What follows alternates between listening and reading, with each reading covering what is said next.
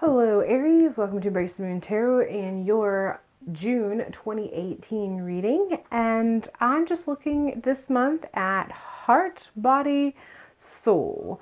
So in the heart, we have the Eight of Cups, and the first word that comes to mind almost immediately when I saw this card was fixation.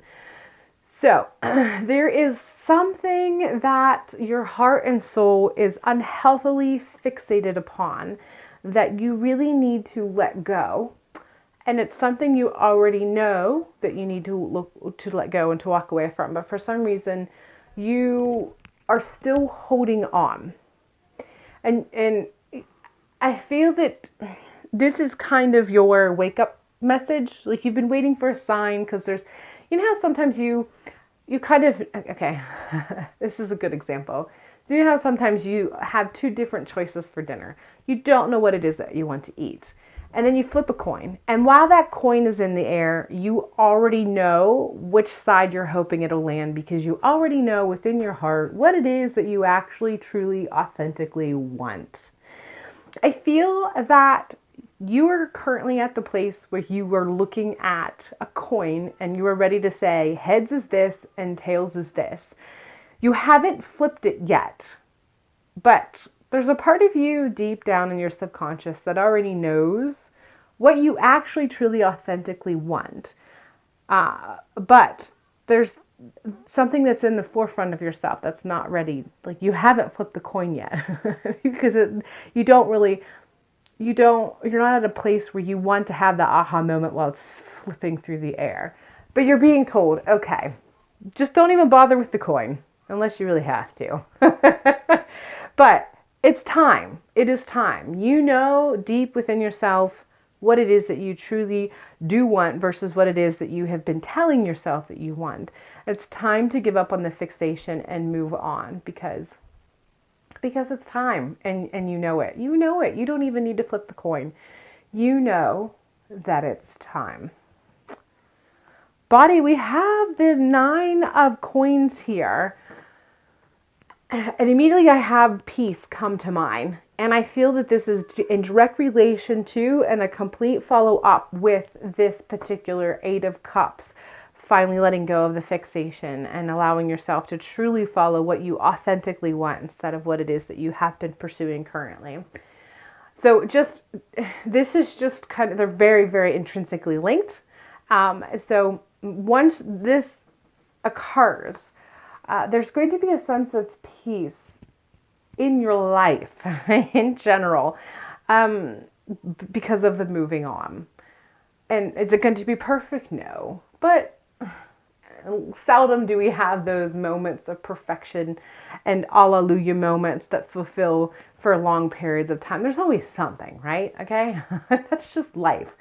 But as a whole, once you manage, whether you flip the coin or you just go with what you know, either way, when you manage to let go of this fixation, you manage to walk away, there's going to be a peace that you will eventually perceive. You'll feel in and you'll see around you, and you'll see some things start to come together because now you have opened up the pathways for them to come since you've walked away from this other whatever it is that it is that's going on.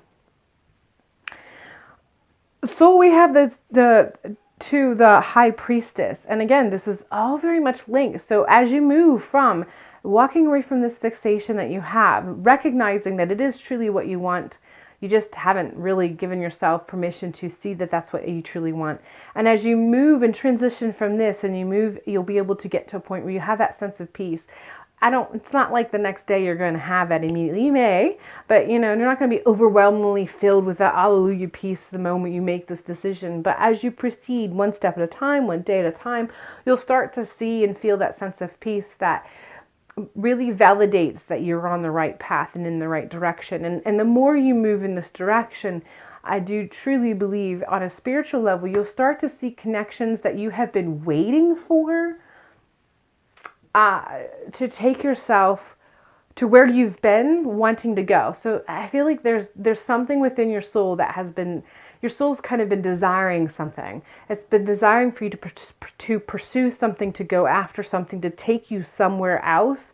But this has been too long a distraction. But as you walk away, you start to get to a place of being a little bit more fulfilled peacefully.